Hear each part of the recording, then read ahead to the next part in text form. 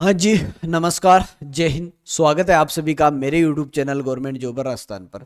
इस वीडियो के माध्यम से हम चर्चा करने वाले हैं जो अपनी राजस्थान की भर्तियां हैं, यानी कि राजस्थान की जितने भी गवर्नमेंट जॉब है वो वर्तमान में चाहे जो भर्ती प्रक्रिया चल रही हो या आगामी जो परीक्षाएं होने वाली है उनको लेकर अब इस वीडियो के माध्यम से चर्चा है वो करने वाले हैं। क्योंकि आचार संहिता है वो बहुत जल्द है वो लगने वाली है, यानी कि अक्टूबर माह में ही आचार संहिता, यानी कि मात्र अब 5-10 दिन के बाद है वो जो आचार संहिता है वो लग जाएगी भाई, ठीक है। क्योंकि दिसंबर के अंदर है अपने जो विधानसभा चुनाव है, तो बात करेंगे कि इससे वो आचार संहिता से प्रभावित कौन कौन सी भर्तियां हैं वर्तमान में और कौन कौन सी भर्तियों बिल्कुल अटक सकती है। और साथ में बात करेंगे कि सर्वाधिक है वो किस विभाग की भर्तियां हैं वो इस सूची में जुड़ी हुई है, ठीक है। इन सारे मुद्दों को लेकर इस वीडियो के माध्यम से चर्चा करेंगे। तो बात कर लेते हैं। बिल्कुल, आप देख सकते हैं आचार संहिता लगते ही अगले साल तक है वो अटक जाएगी। 45,000 जो पद है उन पर भर्तियां, ठीक है। तो 45,000 पदों पर है वो भर्तियां आचार संहिता लगते ही अटक जाएगी। वो कौन कौन सी भर्तियां हैं, कौन कौन से पद हैं, उनको लेकर आगे मैं बात करूं तो 13 भर्तियों के 20,000 पदों की परीक्षा अगले साल, सर्वाधिक चिकित्सा विभाग, ठीक है। इसमें जो प्रभावित हो रही है, सबसे ज्यादा जो भर्तियां प्रभावित हो रही है वो हो रही है चिकित्सा विभाग की, ठीक है। बात कर लेते हैं। आचार संहिता से पहले भर्तियों के पूरा होने का इंतजार कर रहे युवाओं की उम्मीदें टूटने तय है। अगले 10 दिन में विधानसभा चुनाव की आचार संहिता लगने की संभावना है। ऐसे में 65,000 पदों पर हो रही 27 भर्तियां प्रभावित होगी। कितने? 65,000 पदों पर जो भर्तियां हो रही है, 27 अलग अलग जो है पद वाली भर्तियां हैं वो प्रभावित होगी भाई। ये भर्तियां फिर अगले साल ही पूरी हो पाएगी। आचार संहिता के चलते 14 भर्तियों के 45,000 पदों पर नियुक्ति प्रक्रिया अटक जाएगी, ठीक है। जो नियुक्ति प्रक्रिया होने वाली है वो 14 भर्तियों पर लगभग 45,000 नियुक्तियां वो अटकने की संभावना है भाई इसमें। तो आगे मैं बात करूं, इसके अलावा 13 भर्तियों के करीब 20,000 पदों पर भर्ती परीक्षा अगले साल होगी, ठीक है।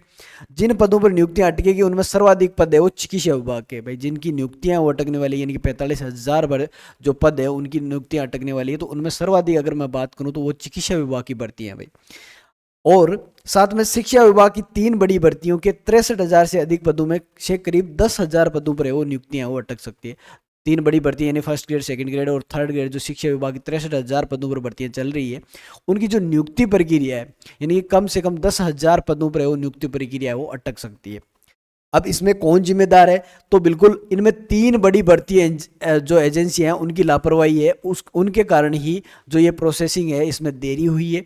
तो बात कर लेते हैं आरपीएससी। आरपीएससी द्वारा जो वरिष्ठ अध्यापक भर्ती यानी सेकंड ग्रेड का पेपर करवाया था वो पहले आउट हो गया था, उसका वापस जो है एग्जाम हुआ था।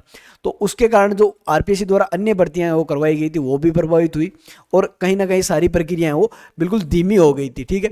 वहीं कर्मचारी चयन बोर्ड की बात करूं तो उनके जो पहले हरिप्रसाद शर्मा जो अध्यक्ष थे, उनके पद जो है त्यागने से जो जगह है वो खाली हो गई थी और कहीं समय तक वो नए अध्यक्ष की नियुक्ति है वो नहीं हुई थी। इसके कारण भी जो कर्मचारी चयन बोर्ड की जो भर्ती हैं उनका प्रोसेसिंग में भी समय लग गया भाई। साथ में जो सीपू बोर्ड है यानी राजस्थान स्वास्थ्य एवं परिवार कल्याण संस्थान द्वारा जो 8 भर्तियां करा रहा है, कोई भी परीक्षा नहीं हुई फिर भी देरी हुई। इनमें सीधा है वो चयन होने वाला था, यानी उनकी बात करूं योग्यता के अनुसार है वो सीधी भर्तियां थी, इनमें कोई एग्जाम नहीं हुआ था, फिर भी जो है वो इनमें देरी हो रही है।